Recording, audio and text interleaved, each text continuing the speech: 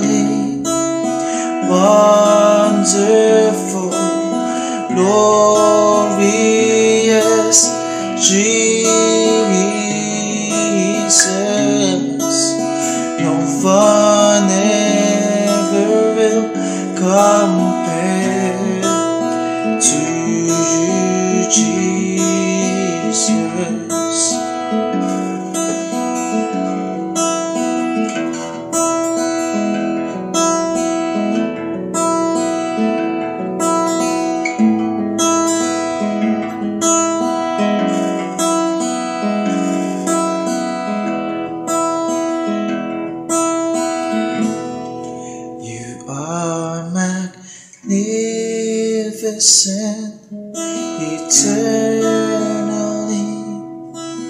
Wonderful,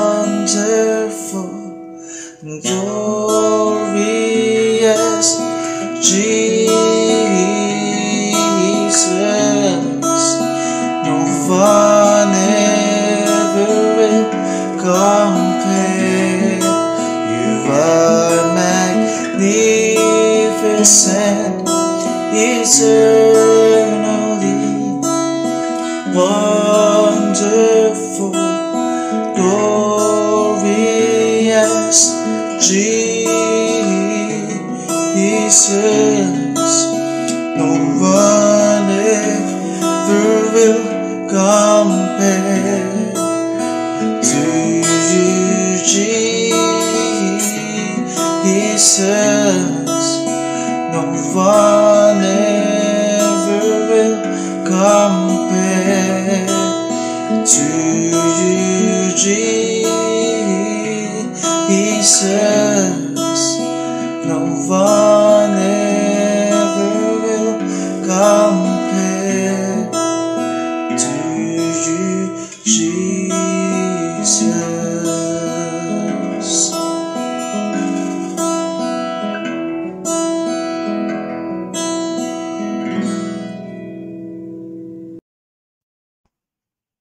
Good morning po sa ating lahat. Isang mapagpalang araw na naman po sa bawat isa sa atin. Kumusta po kayo? Alam ko po na mixed yung atin pong mga nararamdaman. This past few days, marami tayong mga nababalitaan sa ating kapaligiran. Not only that, but even with our own struggles, with our own battles sa sarili, mga laban sa family. Dagdag pa natin yung ating mga bigat sa ating mga ministeryo, Parang marahil marami sa atin yung medyo na-overwhelm sa mga nangyayari. Pero ngayong umaga pong ito, let's just take it lightly and let us ponder on the promise of the Lord He has for us. Let us be encouraged this morning. I want us all to open our Bible in Romans chapter 8, verse 18. Sabi po rito, Romans 8:18, yet what we suffer now is nothing compared to the glory He will reveal to us later. Ang Diyos po magpala ng kanyang salita, tayo po ay manalangin. Panginoon, alam namin, O Diyos, na kayo po na tumawag sa amin ay tapat. Kayo po na aming Panginoon na tumawag sa amin ay hindi magpapabaya. Ikaw po ang laging magpapalakas at magsusustain sa amin. Father, as we study your words, habang po kami, Panginoon, ay enjoy, Lord, na maunawaan at alalahanin ang pangako mo sa amin. Let us all be strengthened and encouraged, Lord God. Let us be fueled again. Let our hearts be fueled again with your joy, Lord God, with your love. Maraming salamat po, Ama. Sa iyo po ang lahat ng kapurihan sa pangalan ni Jesus. Amen. Ayun po. Kagaya po ng pangako ng Panginoon sa atin, kagaya ng sinasabi sa kanyang salita, yung pong mga sufferings natin ngayon ay hindi po maikukumpara or yung mga bagay na inihanda ng Diyos para sa atin ay hindi po maikukumpara sa mga pinagdadaanan natin. Kahit pagaano kabigat, kahit pagaano kasakit, kahirap, yung mga bagay na tinitis natin dahil gusto nating sumunod sa Diyos, dahil gusto nating mabigyan ng kaluguran ng Panginoon, ay hindi pa rin po ito comparable doon sa mga bagay na inihanda ng Panginoon para sa atin. Let us be reminded also na hindi natin pwedeng ang Panginoon ay hindi niya tayo dadayain. Ang Panginoon ay hindi lang siya faithful, He is also just. That every good thing or every work that we do for Him, everything that we do for His kingdom, lahat ng yun, sisiguraduhin ng Panginoon na bayad yun. sa atin. Hindi mangungutang ang Diyos sa atin. Kaya napaka comforting, ano? I hope that you are comforted with that. That as you are going through difficulties, as you are enduring the pain of obeying the Lord, may pangako ang Panginoon sa atin. Amen po. Kaya hindi tayo dapat panghinaan ng loob. Hindi tayo din dapat matakot. Ano po? Pero alam ko normal yon. Di po ba? Normal yon. Madalas natatakot tayo for ourselves, for our families, especially those things that we've been hearing these days, war in Israel, and we know Israel is our timetable. Yun ang sinit ng Panginoon na maging sa atin, at parang sign for us to look to, Sabi nga, di ba, kagaya ng fig tree, when we see that it's falling, alam na natin that yung next season is coming. So, ganun din. But we should not be afraid. Instead, all of this should excite us. All of this should bring joy and relief in our hearts that, malapit na nating matamasa yung mga bagay na pinaganda ng Panginoon sa atin. Pero more than that, hindi yung mga pinaganda but being in the feet of the Lord to worship Him, yun yung pinaka-exciting sa lahat. Actually, yun yung hinihintay natin Hindi yung mga kwarto o yung magandang buhay kaya na naghihintay sa atin the very presence of God, that we will be worshiping at His feet. We will no longer worship God from afar. And we know that God is our reward. Amen. God is our portion. He is our everything. So what a joy will be for us na maramdaman that we can be at His feet. But of course, as we are waiting for that great thing that the Lord is about to do in our lives, He's taking away us from this. Maliban po doon na atin pong hinihintay, while we are waiting, gusto ko lang pong magbigay ng kaunting paalala, 3 bagay po ulit, na gawin natin habang naghihintay tayo sa Panginoon. Instead of us feeling down, instead of us feeling fearful, instead of us na thinking to back out, wala na. Don't back out. Don't back out. Don't back off. Wala na tayong pupuntahan. Nandito na. Malapit na tayo. Malapit na. So, let us just be reminded of those things that we should keep doing while we are waiting. Ready po? Ready? Una, keep serving the Lord. As we are waiting, since sabi naman ng salita ng Panginoon, yung mga pinagdadaanan natin ay maliit lang. Konti lang yun compared sa kagalakan na naghintay sa atin. So what will we do? Keep serving the Lord. Let's keep serving the Lord.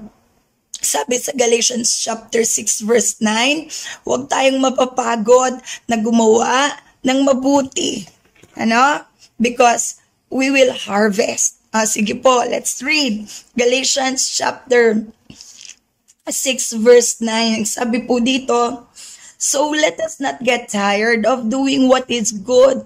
At just the right time, we will reap a harvest of blessing if we don't give up. Amen? Huwag tayong bibigay. Huwag tayong susuko. Because harvest is about to come. Harvest is not just those things we reap dito sa earth. Tama po? But we are looking forward to a greater harvest. Yung makasama ang Panginoon, that would be our greatest reward. Amen po. So, let us keep serving the Lord. Yung mga ministry na pinagkatiwala ng Panginoon sa atin, ay patuloy nating mahalin. Huwag nating iiwan. Alam nyo naman, ang demand ng mundo ngayon ay sobrang napakataas. Ang mga bilihin ngayon, minsan, sa katulad kong magulang, mapapaisip paano ka mabubuhay? Kulang na yung kinikita for your everyday needs. Paano kaya yun? Pero wag tayong ma-rattle. Sometimes, you know, ako rin, I feel that too. Pero my rest is in the promises of the Lord. Ang kapayapaan ng puso ko, kapayapaan ng isip ko, ay ang mga pangako ng Panginoon na alam ko, hindi niya tayo papapayaan. Just don't love this world. Just know your priority. Just love what the Lord loves. Value what the Lord values. Value His ministry. Value His people. Value whatever God has entrusted to you. Keep doing it. And faithfully do that until the Lord comes. You know, yung strength ng Lord, yung joy ng Lord ang magiging strength mo. And the strength of the Lord will just overflow in you and magagawa mo. Amen po, gagawa natin. Pangalawa, keep up with your spiritual discipline. So as you are serving the Lord, let us also maintain our spiritual health. Amen po, minsan kasi na pagbabaliktad na natin. Alam nyo na to. Minsan, we are just so into ministry. We are doing things, nai-enjoy natin, walang masama doon, maganda yon. Maganda yun dahil nagbe-benefit ang kingdom ni Lord, nagbe-benefit yung mga tao ng Panginoon. But let us not forget that there is something personal din na kailangan nating i-maintain, and that is your spiritual health. It's our spiritual health then. Of course, what can you do? What can you give when you are weak, right? Ano naman yung maibabahagi mo? Ano yung may paglilingkod mo? Sometimes, just out of obligation, nandun tayo sa mga ministry natin. Pero iba po. Iba pag yung lakas ng Diyos ay nasa iyo.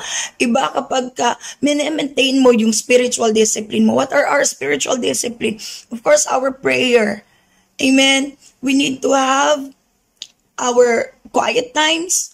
Huwag natin kalilimutan yun, no matter how tired we are, no matter how busy we are doing Bible studies, doing those things that are expected of us, always find our strength in the secret place, doon sa presensya ng Panginoon, at the feet of Jesus. Only there that we can find His strength. Only there that we can be spiritually healthy. Only there that we can be mentally healthy. Only there that we can be emotionally healthy. So, sige po, let's open our Bible in 1 Timothy chapter 4, verse 8. 1 Timothy chapter 4, verse 8. Sabi po rito, physical training is good, but training for godliness is much better, promising benefits in this life and in life to come. This is a trustworthy saying, verse 9, and everyone should accept it. This is why, verse 10, this is why we work hard and continue to struggle, for our hope is in the living God, who is the Savior of all people and particularly of all believers. So, Paul is encouraging us to continue to train, continue to do your spiritual training, your spiritual discipline. Never miss. Alam ko, ang hirap na manalangin ngayon, sobrang dami ng mga task, sobrang dami ng mga trabaho. Ako po, nagiging karanasan ko yun minsan. Yung ina-imagine ko, anong papagawa ko sa mga estudyante ko, anong papagawa kong activity, exam, anong lalamanin, paano ako magde-deliver ng lesson ko. Minsan during my prayer, sumasagi yun. But no, I need to stick with my spiritual discipline. Kasi apart from the Lord, I am weak. Apart from the Lord, I cannot be able to fight. That's why, kailangan habang inintay ko ang pagdating ng Panginoon, nararanasan ko yung proseso niya. At mararanasan ko lang yung proseso niya every time I draw near to Him. And intentional ako na mag-grow. Intentional ako na sa paanan ng Diyos magpaayos. Sa paanan ng Panginoon sumamba. Sa paanan ng Diyos makinig. Kung ano yung mga bagay na gusto niya. Kung ano yung mga bagay na ipapagawa niya. O ano yung mga inaayos niya sa atin. So, If we keep our spiritual discipline, we will be spiritually healthy. Lahat kasama, mental, emotion.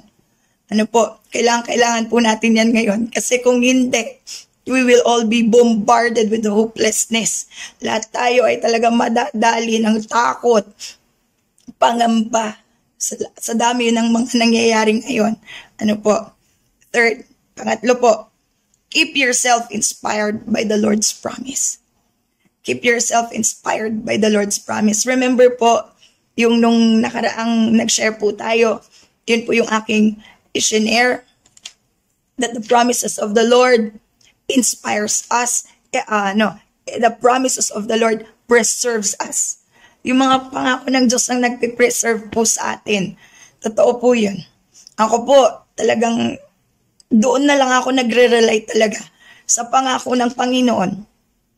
Kung hindi sa pangako ng Panginoon, iba-iba ang aking iisipin. Iba-iba yung magiging takbuhan ko.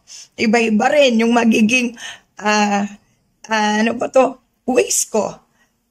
I will do things on my own. But because there is the Lord's promise, dahil may pangako ang Panginoon, I only need to submit to those.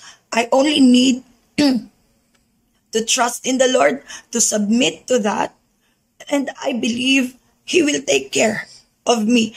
And I believe that I will stand my ground. I believe that makikita ko at makakasama ako sa parada ng tagumpay ng ating Panginoon. So I just want to read this verse sa 1 Peter. This was my text verse the last time I shared. Sabi rito po sa 1 Peter chapter 4, 2 Peter chapter 1, verse 4, 2 Peter chapter 1, verse 4, sabi niya rito, and because of His glory and excellence, He has given us great and precious promises. These are the promises that enable you to share His divine nature and escape the world's corruption caused by human desires. See? Pangako ng Panginoon talagang ating panghawakan at walang iba. And we know He is faithful. Amen? So, again, Romans 8 chapter 18 says, the pain that we're going through cannot be equal with those things that God has prepared for us, but not those things, but God Himself. To be with God, that will be more than enough. Amen. So I pray, I hope that you're encouraged this morning, and let's pray for each other, sapagkat ang laban ay hindi po madali, kaya kailangan po nating magpanalanginan. So God bless po everyone. Have a great day. Have a blessed day.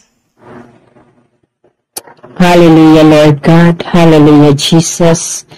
Purihin ka, Panginoon. Sambahin ka, O Diyos. Luwalhatiin at dakilain ka, Panginoon. Sa umagang ito, O Diyos, muli po kami, O God, na dumudulog sa iyong harapan. Patuloy kami, Panginoon, na nagpakumbaba. Patuloy kami, O Diyos, na lumalapit sa iyo ng buong puso, Panginoon. Ikaw, O God, ang aming pinapasalamatan sa lahat ng bagay, Panginoon, sa aming mga buhay, O God. At anumang nakikita ng sa buong puso ng mga anak mo, Father God, sa umagang ito, kami po, Panginoon, O Diyos, ay humihingi ng kapatawaran sa lahat upang kami, Panginoon, O Diyos, ang aming mga panalangin, ang aming mga kahilingan sa umagang ito ay patuloy ito, Panginoon, na makarating sa iyong harapan dahil ikaw ang aming Diyos na banal, dakila at makapangyarihan higit sa lahat. Salamat po, Panginoon, sa iyo sa lahat ng bagay, O God, na ginagawa mo. Dalangin din po namin, O God, sa umagang ito, na kung saan, Panginoon, O Diyos, hinihiling namin, Panginoon, na ang mga anak mo, Panginoon, magkaroon ng revival, Panginoon, magkaroon ng restoration, ang bawat puso, Panginoon, higit sa lahat, O God, sa mga anak mo na patuloy, Panginoon, na nanalig at nagtitiwala sa iyo. Ikaw po, Panginoon, ang mag-abot sa kanila dahil ang bawat isa, Panginoon, ay walang magagawa kung wala ka sa aming mga buhay. Kaya lagi namin hinihiling ang pagsama mo, Panginoon, na iayos mo ang aming mga puso pagdating sa aming paglilingkod sa iyo, na punong-puno, Panginoon, ng pananalig, pananampalataya, Panginoon, lalo na sa kapanahunan ngayon, O Diyos. Ikaw lagi, Panginoon, ang maparangalan, maliwalhati at madakil dakila. Ikaw lagi, Panginoon, ang mabigyan namin ng kagalakan, Panginoon, O God, sa pamamagitan ng tulong mo, habag mo at grasya mo, maging maayos po ang lahat, O God. Salamat po, Panginoon, inangkin namin, O Diyos, na magkaroon ng kaayusan, manumbalik ang bawat anak mo, ang bawat puso ng mga anak mo, Panginoon, na nanghihina, ang bawat puso ng mga anak mo na nawala, Lord, ibalik mo sila, Panginoon, sa paglilingkod sa iyo, O Diyos. Hallelujah, hallelujah. Salamat po, Panginoon, inangkin namin, O God, ang katagumpayan sa lahat ng mga anak mo, Panginoon, O Diyos. Ikaw lagi ang gabay at patnubay nila, Panginoon, O Diyos, saan man ang buhay, saan man sila ngayon naroon, O Diyos. Patuloy mong hipuin ang kanilang mga puso, ang kanilang mga kaisipan, Panginoon, na ikaw, O Diyos, ang tanging nagbibigay sa kanila ng buhay, lakas, Panginoon, O Diyos, sa bawat isa, Panginoon. Salamat po, Lord God, sa umagang ito na iyo pong pinagkaloob sa amin, O Diyos. Dalangin din po namin ang mga anak mo na patuloy, Panginoon, O God, na ginamit tuwing gawain, Panginoon, sa aming morning devotion, Lord. Patuloy mo siyang pagpalain, patuloy mo siyang gamitin, patuloy mo siyang ingatan, at ikaw lagi ang maitaas na parangalan sa kanyang buhay, O God. Hallelujah. Salamat po, more knowledge and wisdom sa mga salita mo, Panginoon, na ito'y magbibigay lagi ng kalakasan, lalo na sa aming espiritual na buhay, O God. Maraming salamat po, Panginoon, sa iyo sa umagang ito. We declare, Panginoon, victory, Panginoon, sa umagang ito. At walang ibang mapuri, masamba, mapasalamatan sa umagang ito. Tanging ikaw lamang, aming Panginoong Jesucristo, sa gabay at patnubay ng Santong Espiritu. Amen ang amen.